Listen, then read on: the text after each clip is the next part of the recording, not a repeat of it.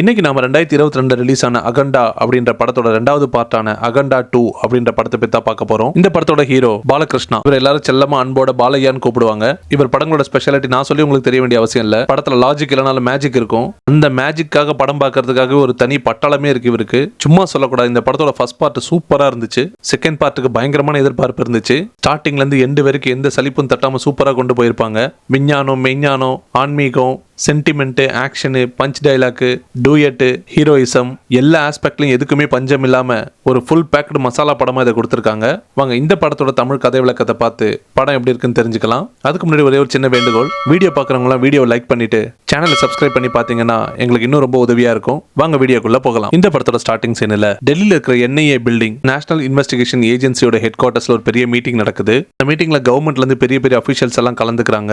இந்த மீட்டிங்கோட ஹெட் இந்த அம்மா தான். இந்த அம்மா ஒரு பெரிய ஆபீசர் கிட்ட பாலையாவோட போட்டோவை காமிச்சு, இந்த ஆள் ஒரு பெரிய கிரிமினல், நீங்க அரெஸ்ட் பண்ண வேண்டியதானே, ஏன் இன்னும் விட்டு வச்சிருக்கீங்கன்னு சொல்லி கேட்கறாங்க. அதெல்லாம் என்னால முடியாது, நீங்க நினைக்கிற மாதிரி ஒன்றும் சாதாரண ஆள்லாம் கிடையாது, ஒரு நம்ம இயற்கை சக்திக்கெல்லாம் அப்பாற்பட்டவர்னு சொல்லி பயங்கரமான பில்டப் கொடுக்குறாரு நம்ம பாலையாக்கு. இதெல்லாம் கேட்டு கடுப்பான அந்த மேடம், நீங்க கவர்மெண்ட் சொன்னா கேட்டுதான் ஆகணும், அதை மறுக்க முடியாது, அரெஸ்ட் பண்ணுங்க அப்படின்னு சொல்லி ஃபோர்ஸ் பண்ணுவாங்க அவரை. அவர் கூலா, நான் வேலையை வேணா ரிசைன் பண்ணிக்கிறேன், ஆனா என்னால அவர் அரெஸ்ட் பண்ண முடியாதுன்னு சொல்லிட்டு அங்க இருந்து கிளம்பிடுறாரு. அந்த மேடம் அந்த ஆபீசர் கிட்ட, கடைசியா நீங்க போறதுக்கு முன்னாடி அவர் எங்க இருக்காருன்னு சொல்லிட்டு போங்க, மிச்சத்தை நாங்க பாத்துக்கிறோம் அப்படின்னு சொல்றாங்க. இப்ப டைரக்டா நம்ம ஹீரோவே காமிக்கிறாங்க. பனி வரைஞ்சு போயிருக்கிற இமயமலையில கையில வேலோட ருத்ராட்ச மாலையெல்லாம் போட்டுக்கிட்டு பயங்கர தெய்வீகமா காட்சி அளிக்கிறார் நம்மளோட பாலையா. மலை குகையில நிறைய சாமியார்கள் வந்து யாகம் வளர்த்துக்கிட்டு இருக்காங்க. நம்ம ஹீரோ நேரா அவங்கள பார்க்க வராரு. இந்த சாமியார் தான் நம்ம ஹீரோவோட குருஜி. நம்ம ஹீரோ நேரா வந்து குருஜி கிட்ட ஆசீர்வாதம் வாங்குறாரு.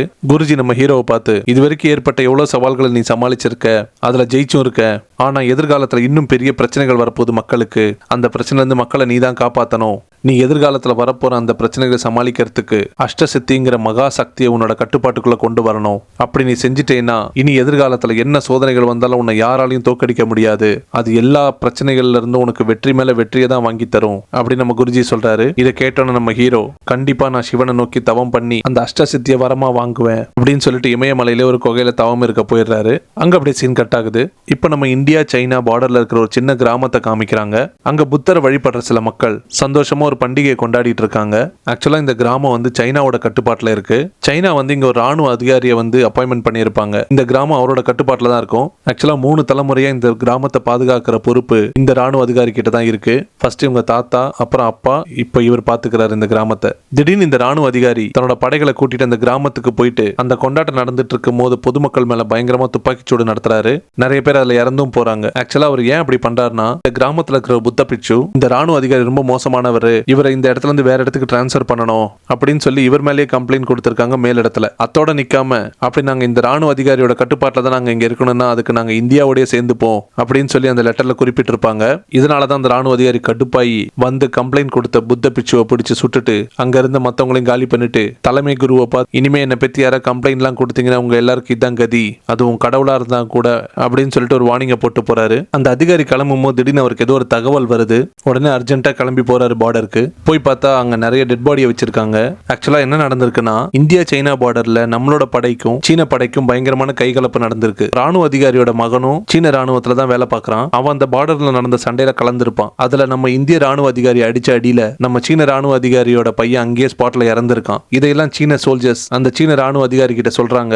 அங்க நம்ம சீன ராணுவ அதிகாரி ஒரு சபதம் எடுக்கிறான். எங்க குடும்பம் 3 தலைமுறையா அந்த பார்டரை பாதுகாத்துக்கிட்டு வருது, ஆனா அந்த சர்வீஸ் தொடர்றதுக்கு அடுத்த தலைமுறையே இல்லாம பண்ணிட்டானுங்க அந்த இந்தியன் ஆர்மி, இதுக்கு நான் பழி தீக்காம விட மாட்டேன், அந்த நாட்டையே நான் அழிச்சு காட்டுறேன் அப்படின்னு சபதம் எடுக்கிறாரு. அத்தோட நிக்காம அவர் சீனாவோட இன்னொரு பெரிய உயர் அதிகாரியை போய் சந்திக்கிறாரு. அவர் பார்த்தா நிறைய சாமியார்கள்லாம் உட்கார வச்சுட்டு பகவத்கீதையை படிச்சிட்டு இருக்காரு. ராணுவ அதிகாரி நேரம் அந்த உயர் அதிகாரி கிட்ட போய், அந்த இந்திய ராணுவம் என்னோட மகனை கொண்டுடுச்சு, அதுக்கு அவங்களுக்கு சரியான பாடத்தை புகட்டணும், நான் அந்த நாட்டையே அழிக்கணும், நீங்க ரொம்ப வருஷமா இந்தியாவை அழிக்கிறதுக்காக நிறைய திட்டங்களை தீட்டி நிறைய முன்னெடுப்புகளை செஞ்சிருக்கீங்க, எனக்கு உங்க உதவி வேணும், எப்படி அந்த நாட்டை அழிக்கிறது எனக்கு சொல்லுங்க அப்படின்னு சொல்லி கேட்பாரு. அதுக்கு அந்த உயர் அதிகாரி, நீ நினைக்கிற மாதிரிலாம் ஈஸியா இந்தியாவை அழிச்சிட முடியாது, வென்ற மாவீரன் அலெக்சாண்டர்ல கூட இந்தியாவை வெல்ல முடியல, முக்காவாசி உலகத்தை ஆண்ட செங்கிஸ்கானால கூட இந்தியாவை ஆள முடியல, ஒன்லி பிரிட்டிஷர்ஸும் துருக்கியர்களும் நயவஞ்சகமா இந்தியாவுக்குள்ள பூந்துதான் அவங்க தலைமையில ஏறி உட்கார்ந்தாங்க, அவங்க இந்தியர்களை அழிக்கிறதுக்கான வழியை கண்டுபிடிச்சாங்க, இந்தியர்களோட பலம் அவங்களோட கடவுள் நம்பிக்கை, 800 வருஷம் முகலாயர்கள் ஆட்சி செஞ்சோம், 300 வருஷம் பிரிட்டிஷர்ஸ் ஆட்சி செஞ்சோம், அவங்க கடவுள் மேல வச்சிருந்த நம்பிக்கை குறையவே இல்லை, அந்த நம்பிக்கை தான் அவங்க பலம், அவங்களுக்கு எது நடந்தாலும் கடவுள் வந்து அவங்களை காப்பாத்துவார்னு அவங்க இன்னை வரைக்கும் நம்பிக்கிட்டு இருக்காங்க,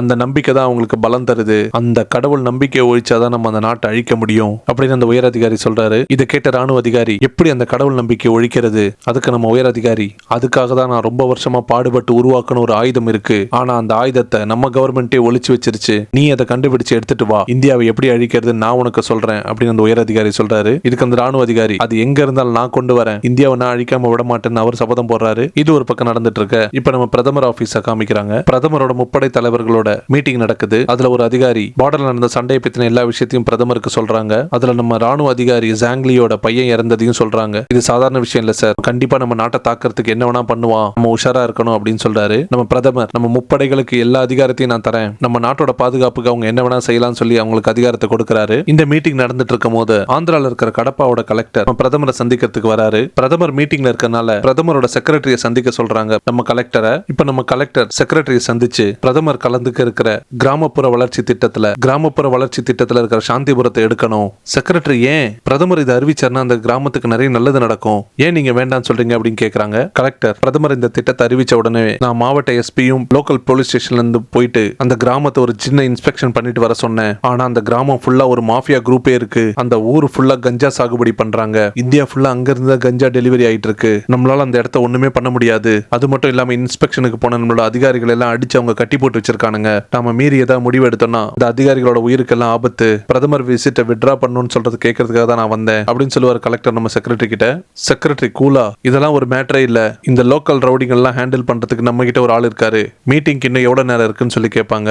1 hour தான் இருக்கு மேடம். நம்ம செக்ரட்டரி யாருக்கோ போன் பண்றாங்க. இப்ப அந்த கிராமத்தை காமிக்கிறாங்க. ஒரு ஜீப் ஏர்லயே பறந்து வந்து லேண்டிங் ஆகுது. ஜீப்ல இருந்து நம்மளோட ஹீரோ யங் பாலகிருஷ்ணா இறங்குறாரு. படத்தோட ஸ்டார்டிங் சீன்ல பட்டையும் கொட்டையும் போட்டுட்டு வயசான பாலகிருஷ்ணாவா இருந்தவர் இப்ப எங்கா வந்து நிக்கிறாரு. வந்த வேகத்துல 4 ஸ்டேட்டோட மாஃபியா கேங் எல்லாம் போட்டு அடிச்சு துவச்சு அந்த ஏரியாவே கிளியர் பண்றாரு. அதோட நிக்காம வழக்கம் போல அவரோட ஸ்டைல்லயே பஞ்சரான பஞ்சுங்களை வச்சு அந்த கேங் லீடர்ஸ்க்கு எல்லாம் அட்வைஸ் பண்றாரு. அதோட நிக்காம அந்த கஞ்சா ஃபேக்டரி எல்லாத்தையும் எரிச்சு இடத்தையே தும்சம் பண்ணி கிளீன் ஆக்கிட்டு போறாரு. அங்க இருந்து நம்ம ஹீரோ பிரச்சனை எல்லாம் சால்வ் பண்ணதுக்கு அப்புறம் பிரதமர் அந்த கிராமத்துக்கு வந்து வளர்ச்சி திட்டத்தை தொடங்கி வைக்கிறாரு. நாட்டோட பிரதமருக்கு இருக்கிற பிரச்சனையே நம்ம ஹீரோ சால்வ் பண்ணி வைக்கிற அளவுக்கு பெரிய ஆளா இருக்காரு. இதெல்லாம் கொஞ்சம் ஓவரா தான் இருக்கு. படத்தோட ஸ்டார்டிங்ல சொன்ன மாதிரி பாலையா படம்னா லாஜிக் பார்க்க கூடாது, மேஜிக் இருக்கும். பிரதமர் ஃபங்க்ஷன் முடிச்சிட்டு கிளம்பும் போது ஹீரோவோட அவரோட குடும்பத்தை பத்தி எல்லாம் விசாரிக்கிறாரு. ஹீரோ அவருக்கு ஒரு பொண்ணு இருக்கிறதாகவும் அந்த பொண்ணு DRDOல சயின்டிஸ்டா இருக்கிறதாகவும் சொல்றாரு. சயின்டிஸ்ட்னால அந்த பொண்ணுக்கு 17 வயசு தான், யங் சயின்டிஸ்ட். ஆக்சுவலா நம்ம DRDO ரிசர்ச்ல இருப்பாங்க. என்னன்னா நம்ம நாட்டோட ராணுவ வீரர்களுக்கு தேவையான ஒரு பயோஷீல்டு ட்ரெஸ்ஸை உருவாக்குற ஆராய்ச்சியில இருப்பாங்க. அந்த ஆராய்ச்சி செய்யற டீம்ல ஒரு ஆளா தான் நம்மள ஹீரோவோட பொண்ணும் வேலை பார்க்கறாங்க. அங்க அப்படியே சீன் கட் ஆகுது. இப்ப நம்ம சீன ராணுவ அதிகாரியை காமிக்கிறாங்க. அவர் போய் அவரோட உயர் அதிகாரியை சந்திக்கிறாரு. அதோட ஸ்டார்டிங் சீனிலே சொன்ன மாதிரி அந்த உயர் அதிகாரி சொன்ன அந்த ஆயுதத்தை நம்ம ராணுவ அதிகாரி கொண்டு வந்துட்டாரு.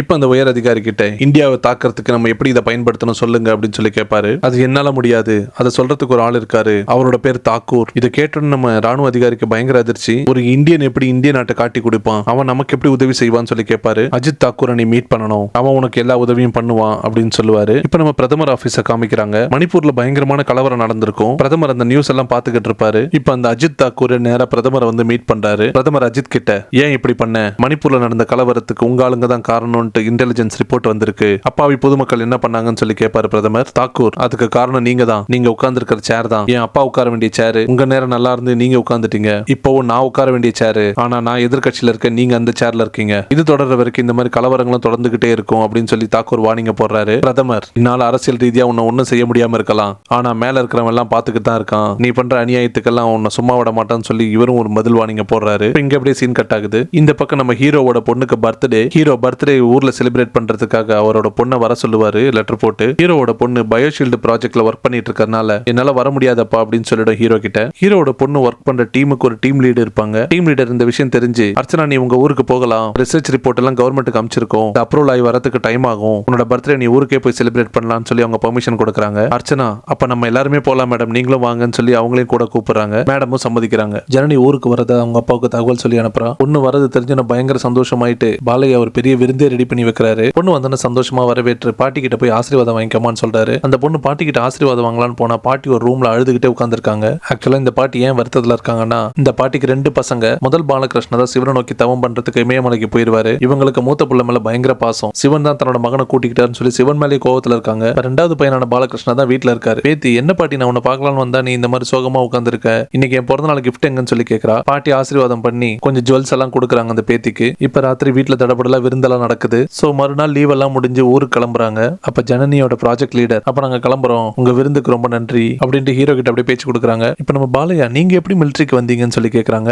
ஆக்சுவலா இந்த ப்ராஜெக்ட் லீடோட அப்பா அம்மா 2 பேருமே மிலிட்டரியில இருந்திருக்காங்க. சின்ன வயசுல இருந்தே அவங்கள பார்த்து வளர்ந்தனால இவங்களுக்கும் மிலிட்டரியில சேர ஆசையா இருந்தது. அதனால படிச்சு முடிச்சு நாட்டுக்கு சேவை செய்யறதுக்காக மிலிட்டரியில சேர்ந்துட்டா சொல்றாங்க. இப்ப நம்ம வில்லன் குரூப்பை காமிக்கிறாங்க. இப்ப நம்ம சீன ஆர்மி ஜெனரலும் அவரோட உயர் அதிகாரியும் நம்ம தாக்கூரும் ஒன்னா சந்திச்சு மீட் பண்றாங்க. அந்த ஆர்மி ஆபீசர் தாக்கூரை பார்த்து இந்த ஆளை நம்ம நம்பலாமா, ஏன்னா இது ரொம்ப பெரிய பிரச்சனை, மாட்டினா எல்லாருமே க்ளோஸ் ஆயிருவோம் அப்படின்னு சொல்றாரு. அதுக்கு உயர் அதிகாரி, நீ கவலையப்பட தேவையில்ல, தாக்கூர் எனக்கு ரொம்ப வருஷமா தெரியும், தாக்கூரோட நோக்கமும் நம்மளோட நோக்கமும் ஒண்ணுதான், எப்படி அந்த நாடு அழியணுமோ தாக்கூருக்கு எப்படி அந்த நாட்டோட பிரதமர் ஆகணும், கண்டிப்பா தாக்கூர் நமக்கு உதவியா இருப்பார், நம்பலாம் அப்படின்னு சொல்றாரு. ஒரு வழியா கன்வின்ஸ் ஆன ஜெனரல் என்ன பிளான் வச்சிருக்கேன்னு சொல்லி கேட்பாரு. 140 வருஷத்துக்கு ஒரு முறை நடக்கிற கும்பமேளால கண்டுபிடிச்சிருக்கிற வைரஸ் அந்த கங்கை நதியில கலந்துருவோம், மத்ததெல்லாம் தானா நடக்கும்னு சொல்றாரு. இவனுங்க பேசின மாதிரியே கும்பமேளா அன்னைக்கு அந்த கங்கை நதியில அந்த விஷத்தை கலந்துடுறானுங்க. தண்ணியில பரவன வைரஸ் எல்லாரையுமே தாக்குது. யார் மேலெல்லாம் அந்த தண்ணி படுதோ அந்த வைரஸ் பாதிச்ச உடனே அடுத்த 6 மணி நேரத்துல மூக்குல வாயில ரத்தம் வந்து ஆளுங்க இறந்து போறாங்க. எல்லாருக்கும் என்ன நடக்குதுன்னு புரியல. நாடே பயங்கர கலவரமா மாறுது. கொரோனால நடந்தது அப்படியே கண் முன்னாடி கொண்டு வந்திருப்பாங்க. இங்க திரும்பினாலும் ஜனங்க கொத்து கொத்தா செத்துக்கிட்டு இருக்காங்க. ஹாஸ்பிட்டல்லாம் கூட்டம் ரொம்ப வழியுது. நிலைமை கைமீறி போயிடுச்சு. என்ன பண்றதுன்னு தெரியல யாருக்கும். பிரதமர் காதுக்கு இந்த நியூஸ் போகுது. அந்த பக்கம் சதி பண்ண 2 சைனாக்காரங்களும் பயங்கரமா சந்தோஷப்பட்டுக்கிறானுங்க. இந்தியா மேல சக்சஸ்ஃபுல்லா பயோவார தொடங்கிட்டோம், அவங்களால இதுல இருந்து தப்பிக்கவே முடியாது, வெற்றி நமக்கு தான் அப்படின்னு சந்தோஷப்பட்டுக்கிறானுங்க.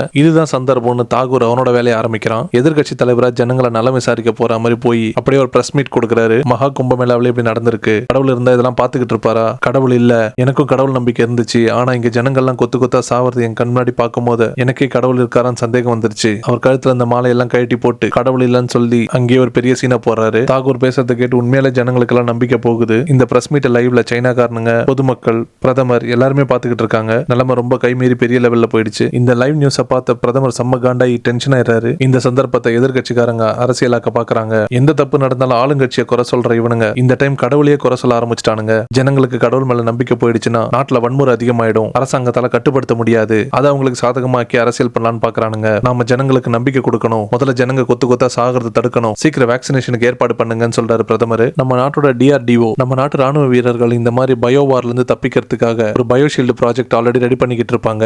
அதை மனுஷங்க மேல பரிசோதிச்சு பார்க்கறதுக்காக கவர்மெண்ட் அப்ரூவலுக்காக வெயிட் பண்ணிக்கிட்டு இருப்பாங்க. இப்போ நம்ம ஜனனியோட ப்ராஜெக்ட் லீடு நம்மளோட மருந்து சோதிச்சு பார்க்க வேண்டிய நேரம் வந்துருச்சு மேடம், நமக்கு இன்னும் அப்ரூவல் வரல, அதை நம்ம மனுஷங்க மேல சோதிச்சாதான் அது நம்ம கன்ஃபார்ம் பண்ண முடியும்னு சொல்றாங்க. நம்ம ப்ராஜெக்ட் லீடே முன் வந்து இந்த வைரஸ் என் மேல செலுத்துங்க, என் மேல சோதனை பண்ணுங்க, நான் ஒரு மிலிட்டரி ஆபீசர், நாட்டுல மக்களுக்கு ஏதாவது பிரச்சனைனா முதல்ல நான் தான் நிக்கணும் அப்படின்னு சொல்லிட்டு வைரஸை தனக்குள்ள ஏத்திக்கிறாங்க. இவங்க ஆராய்ச்சி பண்ணிட்டு இருக்கிற கேப்ல வெளியில என்னென்னவோ நடந்துகிட்டு இருக்கு. கோயில் எல்லாம் இழுத்து மூடிட்டாங்க, ஜனங்கள்லாம் கொத்து கொத்தா செத்துக்கிட்டு இருக்காங்க, நாடு ஃபுல்லா கலவர பூமியா மாறிக்கிட்டு இருக்கு. வேக்சினேஷன் கண்டுபிடிக்கல நடந்த பல முயற்சியில ஃபைனலா வேக்சினேஷன் சக்சஸ்ஃபுல் ஆயிடுது. சோ அதை கொடுத்து மேடமை காப்பாத்திடுறாங்க. உடனே இந்த விஷயத்தை பிரதமருக்கு தெரியப்படுத்துறாங்க. பிரதமர் உடனே இது பெரிய அளவுல தயாரிங்க, எல்லா மக்களுக்கும் உடனே போய் சேரணும், இப்ப நம்ம கிட்ட எமர்ஜென்சியா ரெடி பண்றதுக்கு எந்த இடம் ரெடியா இருக்குன்னு சொல்லி கேட்பாரு. அப்ப லடாக்ல இந்தியாவுக்கு சொந்தமான ஒரு மெடிக்கல் கேம்ப் இருக்கும், அந்த இடத்துல வேக்சினேஷன் மாஸ் ப்ரொடக்ஷன் பண்ண முடியும் அப்படின்னு சொல்றாங்க. சக்சஸ் ஆன வேக்சினேஷன் சாம்பிள் எடுத்துக்கிட்டு மெடிக்கல் டீம் லடாக்கு கிளம்புறாங்க. இந்தியா எப்படி வேக்சினேஷன் கண்டுபிடிச்சிச்சுன்னு தெரிஞ்ச தாகூர் அண்ட் சைனா குரூப் இந்த வேக்சினேஷன் கொண்டு போயிட்டு இருக்க DRDO குரூப் அட்டாக் பண்றாங்க. தாகூரோட குரூப் மெடிக்கல் டீம்ல இருந்து எல்லாரையுமே கொண்டுறாங்க ஒரு ஆளை தவிர. அதான் நம்ம பாலையாவோட பொண்ணு ஜனனி. இப்ப அவகிட்ட தான் வேக்சினேஷன் இருக்கு.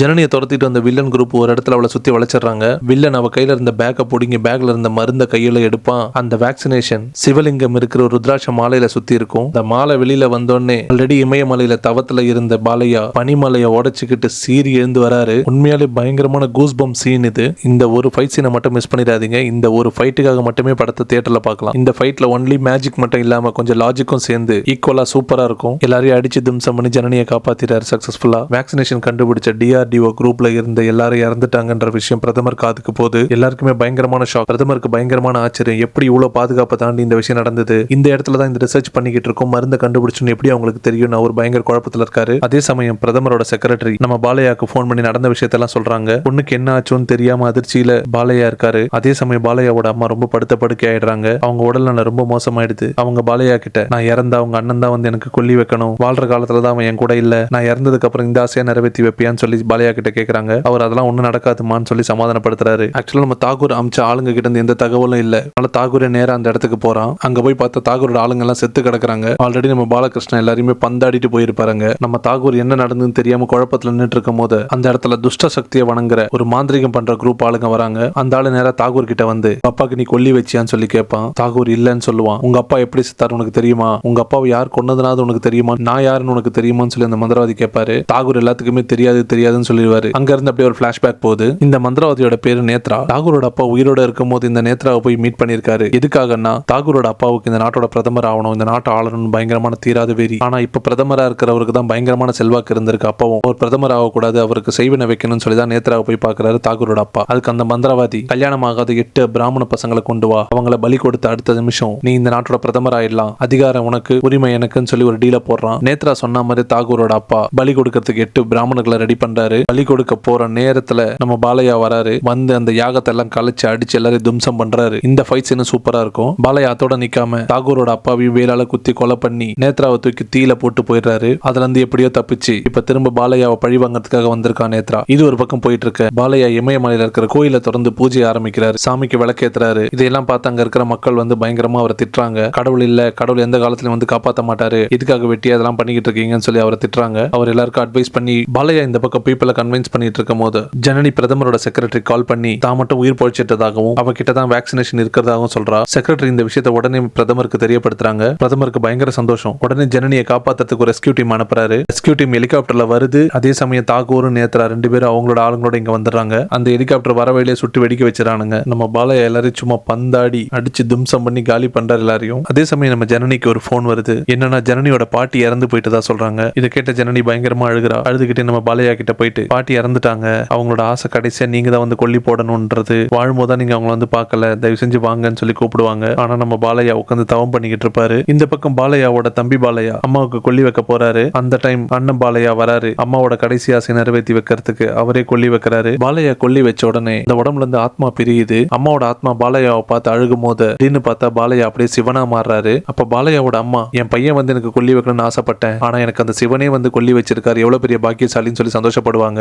உன் மகன் எனக்காக பூமியில போராடிக்கிட்டு இருக்கான், அவனோட ஆசையை நிறைவேற்றி வைக்கிறது என்னோட பொறுப்பு தானே, அதனாலதான் நானே வந்தேன்னு சொல்லி பாலையாவோட அம்மாவோட ஆத்மாக்கு சாந்தி தராரு. இது ஒரு பக்கம் நடந்துட்டு இருக்க பிரதமரோட செக்ரட்டரி ஆபீசர்ஸ் எல்லாம் கூப்பிட்டு நேர ஜனனியை கூப்பிடுறதுக்கு வந்திருக்காங்க. பாலையா இப்ப ஜனனிய நீ அவங்க கூட போ, தேசத்தை காப்பாத்துறதுக்கு உன்னோட உதவி தேவை அப்படின்னு சொல்றாரு. ஜனனி நீங்களும் வாங்க அப்படின்னு சொல்லுவாங்க. அப்ப பாலையா, இந்த தேசத்தையும் என்னோட கடவுளையும் இந்த நிலைமைக்கு ஆளாக்கணவன் இன்னும் உயிரோட தான் வாழ்ந்துகிட்டு இருக்கான், எனக்கு அவனோட யுத்தம் இருக்கு, அதை நான் பாத்துக்கிறேன், நீங்க போங்க அப்படின்னு சொல்றாரு. அவங்க எல்லாம் ஜனனியை கூட்டிட்டு போறாங்க. இந்த பக்கம் தாக்கூர் எப்படி எஸ்கேப் ஆகி சைனீஸ் ஆபீசரும் உயர் அதிகாரியும் போய் சந்திக்கிறான். தயவு செஞ்சு எல்லாத்தையும் நிறுத்துங்க, நம்ம கடவுள் இல்லன்னு சொல்லி ஜனங்க கிட்ட பரப்பலாம் நினைச்சோம், ஆனா கடவுள் இருக்காரு, நானே என் கண் முன்னாடி பார்த்தேன், இதுக்கப்புறம் நம்ம ஏதாவது ஒரு அடி எடுத்து வச்சாலும் நமக்கு பெரிய ஆபத்தா முடியும், நம்மளோட உயிரை கூட எடுத்துருவாரு அவரு, அதனால இதெல்லாம் நிறுத்திக்கலாம்னு சொல்லி கெஞ்சுவான். படத்தோட ஸ்டார்டிங் சீன்ல இந்த சைனீஸ் ஆபீசர் ஒரு கிராமத்துல பூந்து அங்க இருக்கிற புத்த பிக்ஷு எல்லாம் கொலை பண்ணுவான்ல, ஒரே ஒரு சாமியாரை மட்டும் உயிரோட விட்டுட்டு வருவான். அவர் இப்ப வராரு. அவர் வந்துகிட்டு இருக்காரு. அன்னைக்கு நீ என்ன சொன்ன, உன்னோட கடவுள் கிட்ட போய் சொல்லுன்னு சொன்னல, நான் சொன்னேன், அவருக்கு கேட்டுருச்சு, அவர் வந்துகிட்டு இருக்காருன்னு சொல்றாரு. அவர் சொல்லிக்கிட்டே இருக்கும் போதே பாலையா வராரு. பாலையா எல்லாரும் அடிச்சு தும்சம் பண்ணி கடைசியா தாக்கூரை மட்டும் உயிரோட விட்டுட்டு, எந்த வாயால கடவுள் இல்லைன்னு சொன்னியோ நேரடியா பாத்துட்டல, போய் சொல்லு, கடவுள் இருக்காரு, அநியாயம் நடக்குமோ வருவாரு, மக்களை காப்பாத்துவாரு, ஜனங்களுக்கு சொல்லு, இனி மீதி இருக்கிற உன்னோட வாழ்க்கை காலத்தை கடவுள் இருக்காருன்னு சொல்லியே கழிச்சுக்கோ, உன்னை உயிரோட விட்டுறேன் போன்னு சொல்லி விட்டுறாரு தாக்கூரை. அதுக்குள்ள வேக்சின் எல்லா மக்களுக்கும் கொடுத்து எல்லா மக்களையும் வைரஸோட பாதிப்புல இருந்து காப்பாத்திடுறாங்க. நம்ம பாலையா இமயமலை ஏறி நடந்து கைலாயத்துக்கே போயிடுறாரு. இங்க அப்படியே படம் முடியுது. இன்னொரு தரமான வீடியோல சந்திக்கலாம். சேனலை சப்ஸ்கிரைப் பண்ணி சப்போர்ட் பண்ணுங்க. நன்றி.